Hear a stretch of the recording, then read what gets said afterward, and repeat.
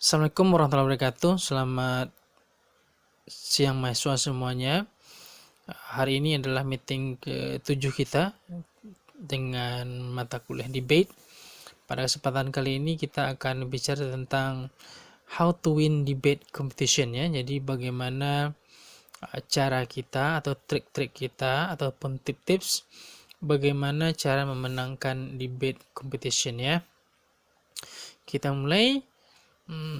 Jadi ada beberapa step yang perlu kita pahami untuk memenangkan debate ini. Yang pertama itu adalah don't read like a script. If you do, you have lost it. The attention of the judges as well as the audience. In addition, it shows you have not prepared well. Artinya apa? Ketika kita nanti penampilan, ya, seperti saya bilang pada pertemuan-pertemuan kita sebelumnya, janganlah kita membaca apa yang ada di kertas kita itu, kecuali poin-poin yang ada ya. Jadi poin-poinnya boleh kita baca, tapi kita kembangkan nanti ya. Kita jelaskan dia. Jangan seperti kita membaca, itu namanya membaca itu ya, kalau kita melihat saja ke kertas kita, dan itu akan membuat nilai kita menjadi rendah ya. Seperti yang dibilang pada teks ini, ada pada slide ini, itu menunjukkan you have not prepared, artinya kita tanpa persiapan. Nah gitu ya.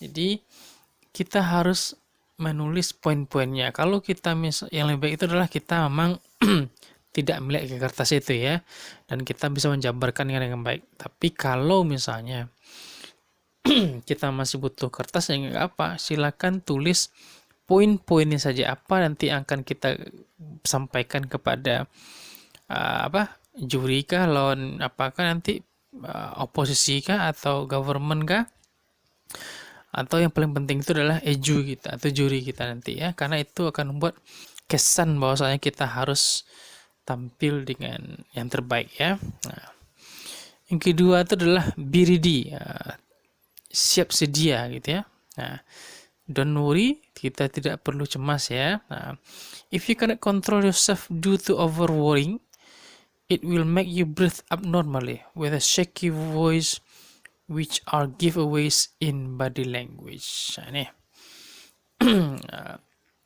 Kalau kita baru pertama atau jam terbang kita untuk berdebat masih tergolong baru ya, maka rasa cemas, menggigil seperti itu ya, atau gemetaran itu akan selalu menghantui kita ya.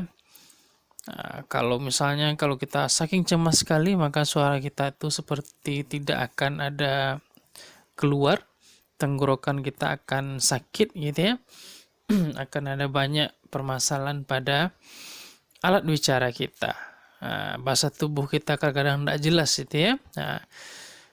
Hal ini bisa dilihat orang melalui bahasa tubuh kita.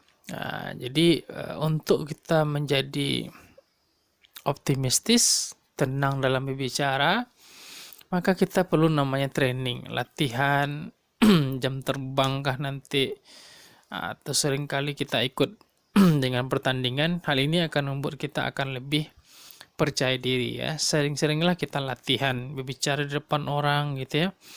Bagaimana cara memberikan ide, saran, kritik seperti itu. Kita harus bisa di depan publik.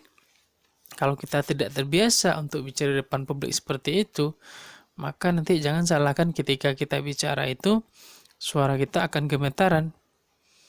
Kita bahkan tidak mampu untuk berkata ya. Kita akan menggigil atau cemas yang berlebihan seperti itu ya, dan itu akan nampak sekali pada bahasa tubuh yang kita keluarkan ya.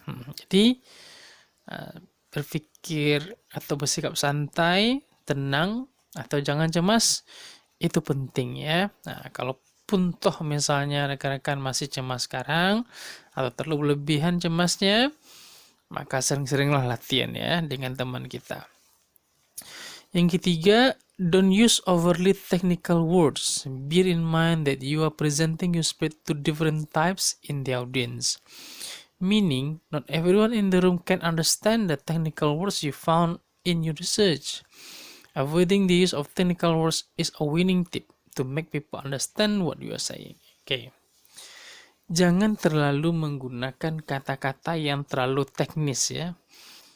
Kata teknis itu apa itu? Kata-kata yang memang terlalu fokus kepada bidang-bidang seperti itu ya. Yang istilahnya hanya untuk bidang-bidang itu saja. Nah, artinya apa?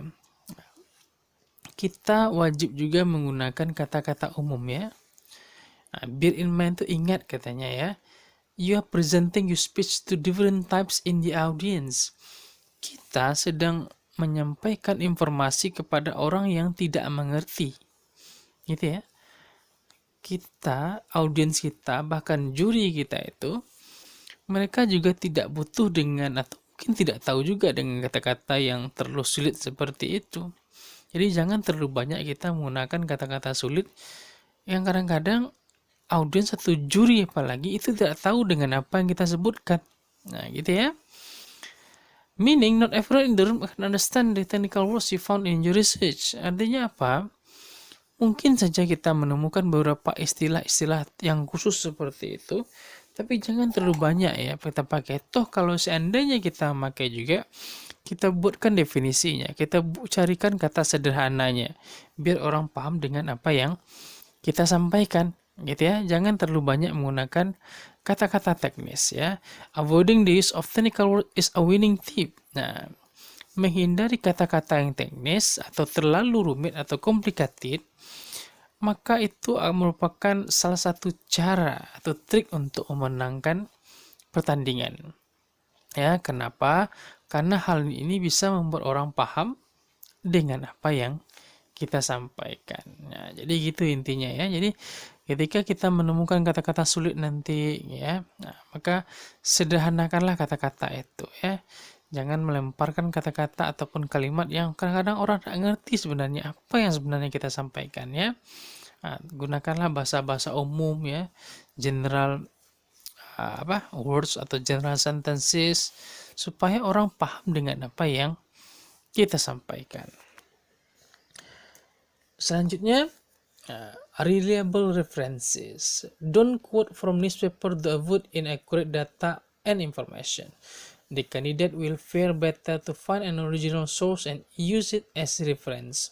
Hence, you can use quote or paraphrase speech from high-ranking official and government policy, which is more reliable. Nih, reliable referensi itu artinya apa? Referensi yang bisa dipercaya. Nah, nih, ketika nanti kita mengutip informasi katanya ya, usahakanlah jangan mengutip dari koran. Nah, gitu ya. Nah, kenapa? Kadang-kadang koran itu juga dia bersifat bias. Bias itu kadang-kadang kita tidak tahu apakah dia memihak kepada satu sisi, apakah dia netral, itu yang kita nggak tahu ya. Itu yang katanya hindarilah mengutip dari koran, karena kadang-kadang bisa saja nanti informasinya itu informasinya itu salah ya, atau kurang tepat gitu ya. Nah, lebih baik katanya kita mencari informasi itu original source, dari sumber aslinya gitu ya. Apakah dari buku, mana bukunya gitu ya. Hence you can use quote or paraphrase speech from high ranking official. Artinya apa? Kalau ada misalnya pernyataan resmi dari pihak berwenang, itu boleh gitu ya. Pihak berwenang mengatakan tentang suatu istilah, tentang suatu informasi, maka itu boleh dipakai. Ataupun katanya government policy, ataupun katanya kebijakan dari pemerintah. Nah, hal ini lebih bisa dipercaya, more reliable. Nah, jadi ketika kita mengutip, pastikanlah kutipan-kutipan kita itu memang baru ya, jangan sampai lama-lama, baru usahakan, karena semakin baru kita menunjukkan bukti ataupun referensi yang kita gunakan, maka artinya kita itu memang update informasinya, itu memberikan lebih kepada eju ya, bahwasanya tim ini memang sudah siap atau mempersiapkan data dengan lengkap. Nah, gitu ya. Jadi hati-hatilah ketika kita mengutip ya, pastikanlah datanya akurat, informasinya akurat, Nah, disesuaikan dengan nanti bukti-buktinya. Nah, usahakanlah jangan nanti kita mengutip dari koran ya, karena walaupun nanti koran boleh juga, tapi pastikanlah jangan sampai koran itu koran yang bias, karena itu nanti bisa saja nanti kita akan dihantam oleh lawan grup kita ya. Nah, karena kita menggunakan data yang kadang-kadang agak membingungkan ya. Oke. Understanding the topic ini penting ya. A crucial starting point of the debate is where to comprehend the topic well, and it is where you can start doing research for the topic given. Nah, ini terkait dengan case building, cara menyusun kerangka permainan ya. Understanding the topic, pahamilah topiknya. Bagaimana caranya? A crucial starting point of debate work is to comprehend the topic well. Yang paling penting dari proses understanding topik ini adalah memahami topik itu sendiri. Jadi harus paham kita dengan topik apa yang kita sampaikan. Ini yang terjadi pada case building itu. Jadi dengan adanya pemahaman topik, maka kita akan mudah untuk mengarangnya. Maka kita akan mudah untuk membaginya kepada tim kita. Karena kita tahu apa yang akan kita sampaikan. Nah, gitu ya. Jadi ketika kita mendapatkan sebuah mosi, maka pahamilah baik-baik. Nah, langsung kita bagi nanti ya. Siapa pembicara pertama, kedua, ketiga, dan apa yang akan disampaikannya ya. Nah, itu namanya understanding the topic. Pahamilah topik untuk seluruh tim tim dari kelompok kita ya. Selanjutnya, pahamilah understanding the opposition party. Artinya, pahamilah pihak lawan. It is more on your soft skill experience on how to understand people. Ini merupakan pelajaran yang paling penting sekali, bahwasanya bagaimana kita memahami orang ya. Once you understand them, you will be able to predict or anticipate what they will say in the debate. Ini strategi untuk menang ya. Nah, kita bisa lihat nanti ya, bagaimana cara mereka menyusun sebuah pertandingan ya. Kita bisa lihat bagaimana kekuatan pembicara pertama dari pihak oposisi ataupun pihak pemerintahnya gitu ya. Nah, kita bisa lihat yang mana yang lincah ya. Nah, nanti kita bisa pertimbangkan ya, hati-hati kita. Misalnya kalau salah-salah nanti dia bicara, kita bisa lakukan POI ya, gitu ya. Point of interest. Nah, jadi kita pahami gitu ya. Nah, kita lihat cara bermain mereka seperti apa. Jadi memahami kelompok lawan itu penting. Ya, sangat penting sekali. Kenapa? Karena once you understand them, nah ketika kita sudah memahami mereka dengan baik, maka kita akan mampu memprediksi atau mengantisipasi apa yang akan mereka katakan dalam debate. Nah, coba ya. Jadi harus kita pahami cara bermain mereka. Ketika kita sudah tahu bagaimana trik mereka ataupun apa yang akan disampaikan nanti per poin, maka nanti disitulah kita akan menghajar atau melawan dari apa sebenarnya yang ingin disampaikan oleh pemain lawan itu ya, atau grup oposisi kita. Selanjutnya, choosing the example. If you happen to compare one thing with another, you better choose a similar condition. For example, it is reasonable to compare Cambodia's economy to neighboring countries like Vietnam and Thailand. However, this case can be changed due to the topic presented for debate. Nih, ketika kita memilih contoh nanti ya, pastikanlah contoh yang kita ambil tuh kalaulah tidak levelnya same condition, memang sama dia, tapi pastikanlah minimal dia itu adalah similar condition, mirip. Nah gitu ya. For example, it is reasonable to compare Cambodia's company to neighboring countries like Vietnam and Thailand. Artinya apa? Ketika kita ingin membahas Kamboja, maka tidak ada masalah ketika kita ingin membahas tentang Vietnam dan Thailand. Nah, gitu ya. Jadi mereka memiliki satu rumpun keluarga ya. Jadi boleh-boleh saja. However, this case can be changed to the topic presented for debate. Namun kasus seperti ini bisa juga nanti diganti karena topik yang dipresentasikan untuk debate. Jadi ketika nanti kita melakukan contoh-contoh, sebenarnya sederhana saja. Pastikanlah contoh-contoh yang kita ambil itu memang dia itu pertama memang up to date ya, yang terbaru. Yang kedua, contoh-contohnya itu kalau bisa memang betul-betul meyakinkan ya. Susah orang untuk melawannya gitu ya. Boleh saja nanti misalnya tahun sebelumnya atau seperti apa. Gitu ya. Jadi this case can be changed to the topic presented for debate. Jadi bisa saja nanti dirubah topiknya itu sesuai dengan apa yang diperdebatkan. Now how to review. Debating is not presenting your evidence only. It is about listening to the other party and take note on what they are saying to rebut. If you catch them saying or say something wrong, it's your chance to kill them off. Ketahuilah bagaimana cara melawan ya.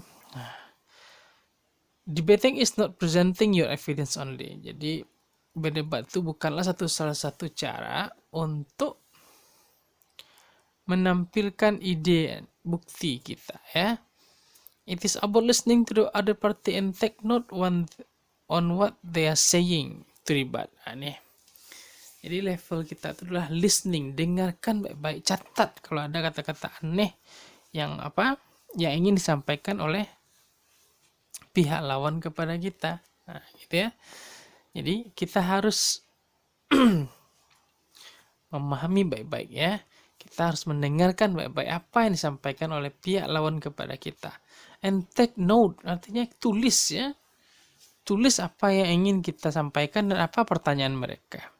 Itu harus kita catat dengan baik ya. It is about listening to other party and take note when they are saying to rebut. Jadi nanti ketika kita ingin meribat atau melawan apa yang disampaikan, maka itu berdasarkan hasil dari listening kita, proses menyimak kita dengan catatan yang sudah kita catat tadi ya. If you catch them straying or say something wrong, if it is your chance to kill them off. Artinya apa?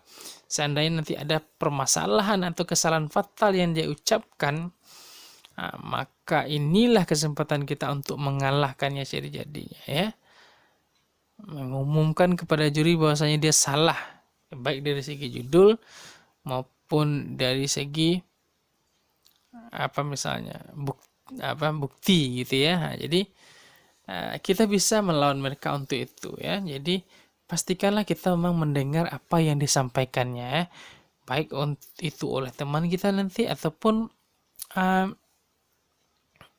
lawan kita. Itu penting karena dengan perkataan yang jelas seperti itu, mana tahu nanti ada permasalahan, maka kita bisa meribat atau melawan apa yang disampaikan oleh lawan bicara kita itu ya. Oke, selanjutnya prediction and create different scenario. Before going to the real debate, you and teammates should try to predict what will happen during the debate. Be ready to deliver quick response to your opposing party by creating different scenarios for retort and pros and cons is diligent preparation. Artinya apa itu? Kita memperkirakan ya, atau prediksi atau menciptakan sebuah skenario yang berbeda-beda. Misalnya, before going to the debate, you and teammates should try to predict what will happen during the debate. Be ready to deliver quick respond to your opposition party by creating different scenarios for retort and pros and cons is diligent preparation. Artinya sini. Jadi kita akan mencari lawan kita ya. Siapa lawan kita kira-kira? Karena tidak ada lawan juga tidak menarik untuk melatih kemampuan kita kan. Kalau kita misalnya ingin hebat dalam tinju, tentu ada pelatihnya gitu ya, yang memang orang yang hebat juga ya. Jadi ketika kita nanti memahami misalnya lawan atau misalnya kelompok lawan kita, maka kita harus berpikir ya, di mana yang lemah, atau siapa yang lemah ya, apa yang akan ingin disampaikan itu, maka kita harus jelas-jelas untuk mendengarkannya ya. Oke. Be ready to deliver quick response to your opposition party. Pastikanlah kita langsung ya merespon dengan cepat. Yang paling cepat itu namanya POI tadi ya. Point of interest, dengan misalnya berdiri kan nanti atau mengulurkan tangan kita, itu boleh saja, tergantung dari bagaimana cara seorang tuh ingin ingin tampil terbaik ya. Jadi silahkan nanti, pokoknya kita ciptakan satu skenario bagaimana ya untuk tampilan ya. Misalnya orang pertama bagaimana cara dia tampil ya, orang kedua gimana cara tampil, orang ketiga bagaimana cara tampil. Kira seperti itu. Teamwork. Good teamwork means that every member of your team is able to share concrete evidence to prove your contention on the topic during debating. Ini penting. Teamwork ya. Ini berapa kali saya sampaikan bahwasanya pertandingan debat itu adalah pertandingan tentang tim ya, bukan tentang individu. Walaupun kita hebat sendiri, ya, kita karena nyambung dia percuma saja gitu ya. Jadi pastikanlah setiap orang itu dibagi pekerjaannya apa ya. Dibagi dia, bisa siapa yang paling kuat itu jadi orang pembicara pertama ya. Pembicara kedua nanti juga akan usahakanlah yang memang terbaik ya, orang pertama, orang kedua gitu ya. Yang ketiga kita akan lebih banyak menyimpulkan ya, memberikan bukti-bukti seperti. Jadi intinya itu adalah orang yang pertama sebenarnya. Ya, orang yang memang akan membagikan atau mendelegasikan informasi itu kepada teman-temannya ya. How well you can work with your team and can captive attention for judges for a good rating. Jadi ketika kita dapat berbagi sama teman, bagaimana sih kita mengatur yang baik, maka nanti ratingnya ataupun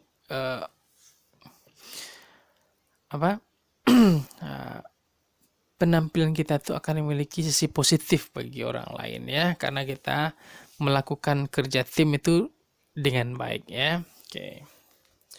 Selanjutnya, bagaimana sih cara untuk meningkatkan penampilan kita dalam debate? Yang pertama tuh variation of in training ya, jadi it is key to plan what you're doing in training session. Knowledge building activities are important. Good debaters are always with knowledge to share. They are aware of what's happening around the world, often trained by mapping the pros and contra government policies so that they are able to analyze faster.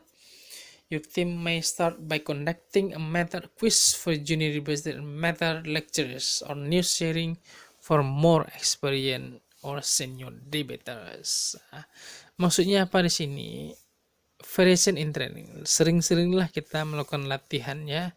Jadi kita boleh tempur misalnya dengan siapa saja, dengan orangkah, apakah kita ingin menggunakan sistem British kah, berarti berdua dia cuman, atau kita gunakan Asian atau Asian atau misalnya Australian parliamentary ya. Silahkan nanti itu mana yang akan kita coba gitu ya. Kita variasikan ya, dengan siapa kira kita latihan gitu ya, partner kita siapa, lawan kita seperti apa, itu yang harus kita latih ya. Kalau kita sering berlatih maka nanti suara kita tidak akan ada masalah ya, karena kita sudah terbiasa untuk latihan seperti itu. Jadi setiap kelompok itu harus memiliki tim yang sama kuat ketiga-tiganya ya, atau kedua-duanya, karena kalau sampai jatuh nanti pada orang lain dan orang itu bisa saja hebat daripada kita, maka kemungkinan besar nanti kita akan kalah seperti itu ya. Jadi kita wajib melatih diri kita, baik itu dengan teman kita atau memang dengan grup-grup yang eju lainnya ya, grup-grup debate lainnya. Selanjutnya, increasing exposure and finding your strength. You can polish your skill by involving yourself in the local debating community. Team is grateful to many debating organizations for the wondering learning opportunities they share. The team has learned a lot from opponent, speeches, and educators quality feedback. Ini memang increasing exposure ya, and funding your strength. Tampilkanlah diri kita ya. You can polish your skill by involving yourself more in the local debating community. Kita bisa polish ya, memperbaiki atau menghaluskan skill kita dengan terlibat atau melibatkan diri kita in the local debating community, pada komunitas debate lokal ya. Jadi kita bisa saja dulu misalnya tidak memfokuskan ya kepada siapa sih lawan kita gitu ya. Jangan sampai lawan kita itu akan membuat hal itu akan bermasalah ya. Jadi ketika kita memberikan lawan atau mendapatkan lawan untuk itu, maka kita akan mengetahui siapa yang lemah pada diri kita. Apakah kita sebagai pembicara pertama tahu panjang lebar dengan apa yang disampaikan? Apakah misalnya debaters kedua kita lemah, atau debaters ketiga juga lemah ya. Jadi nanti kita akan evaluasi seiring dengan seringnya latihan seperti itu ya. Oke. Selanjutnya, evaluation and building a united team. Jadi evaluasi itu penting. Jadi setiap kita melakukan kegiatan debate, ya kita review, kita evaluasi apa kira-kira yang kurang, apa yang bermasalah pada debate kita ya, apa yang salah, atau misalnya pembicara satu terlalu mengkudeta semuanya, terlalu mengambil semuanya, bisa saja gitu ya, atau lupa dia yang bagi ya, bisa saja nanti ya. Other than growing intensive preparation before competition, it is equally important to evaluate your performance as a team afterward. Jadi kita memang harus evaluasi penampilan kita ya. Tidak ada masalah nanti itu ya. Ketika ada yang kurang tuh lebih jujur kita ketika kita mengatakan itu ada kekurangannya ya. Jadi jangan sampai yang baik-baik saja kita sampaikan kepada tim kita, padahal yang buruknya banyak sekali ya. Dengan menyimpan seperti itu, masa-masa tahu nanti kita akan menjadi kalah ya. Oke. Coaches, teachers, debaters can get together for a quick debriefing session, which you reflect upon the experiences and share ideas how the team could improve. Jadi coaches, teachers, debaters can get together for a quick debriefing session in which you reflect upon the experiences and share ideas on how the team could improve. Artinya apa itu? Semua pihak itu terlibat ya dengan memberikan sesi debriefing session. Oke. Sesi yang misalnya untuk berdiskusi ya, briefing ya. Apa sebenarnya yang tadi permasalahan ya? Apakah misalnya poinnya yang lupa gitu ya, atau cara bicaranya yang terlalu kurang jelas gitu ya. Itu perlu nanti akan ada evaluasi dari tim kita sendiri ya, dan itu diterima. Jangan sampai tidak terima kalau seandainya penampilan kita itu masih bermasalah ya. For instance, the team may think about the ways to strengthen the brutal tactic and having ground around it to change the line attack after defeat. Nah, ini.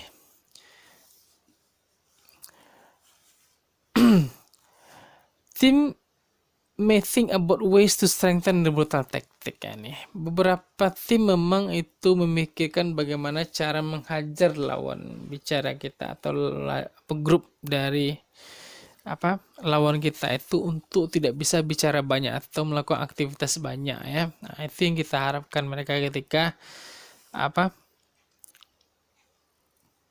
kita ingin menyampaikan ya, evaluasi seperti itu ya. For instance, mana tadi? In which you reflect upon the experiences and share ideas on the how the team could improve. Boleh juga nanti misalnya kita bicara bersama-sama dengan tim kita, dengan misalnya pelatih kita siapa, atau kita ngomong bertiga saja, itu boleh juga ya. Kalau ada yang salah, ya kita terbuka saja kalau misalnya teman kita misalnya memperbaiki ya atas kesalahan kita, ya, itu kita terima saja. Building a united team, jadi kita memang membangun tim yang kokoh, yang solid ya. Jadi bersama-sama kita memenangkan ya. Tidak ada yang sulit ketika kita bersama-sama ya. Kita bantu nanti satu persatu bagaimana cara mungkin komunikasinya yang bermasalah, lidahnya yang mungkin susah untuk ngomong seperti itu. Nanti itu akan pengaruh pada penampilan.